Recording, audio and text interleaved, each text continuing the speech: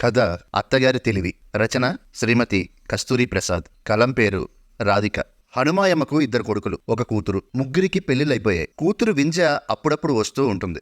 హనుమాయమ్మ చాలా తెలివైంది. కోడల ఎదురుగా కూతుర్ని ఏ రోజు పొగడదు. తాను వింజకు అంటే కూతురికి ఏమైనా కోడల కంటే ఎక్కువగా ఇవ్వాలి అనుకున్నా అది కోడల ఎదురుగా చేయదు. తనింట్లో తానే దొంగలా బ్రతుకుతుంది. ఒక్కోసారి తప్పదు మరి.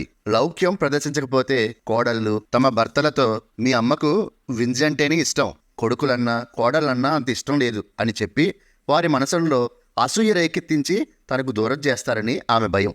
అందులోనూ నిజం లేకపోలేదు. ఇది ప్రస్తుతం జరుగుతున్న చరిత్ర. కుటుంబాలకి మింగక తప్పని చేదు మాత్ర. ఒకసారి కోడళ్ళు కూతురు కలిసి గుడికి వెళుతున్నారు. ఇంట్లో 2 కొబ్బరికాయలు ఉంటే కోడళ్ళిద్దరికీ ఇచ్చింది. అత్తయ్య గారు, మరి వింజకో అంటే నా దగ్గర 2 ఉన్నాయర్రా, కావాలంటే గుడి నుండి వచ్చిన తర్వాత వింజకు మీరిద్దరూ చెరో చెక్క ఇవ్వండి అంది.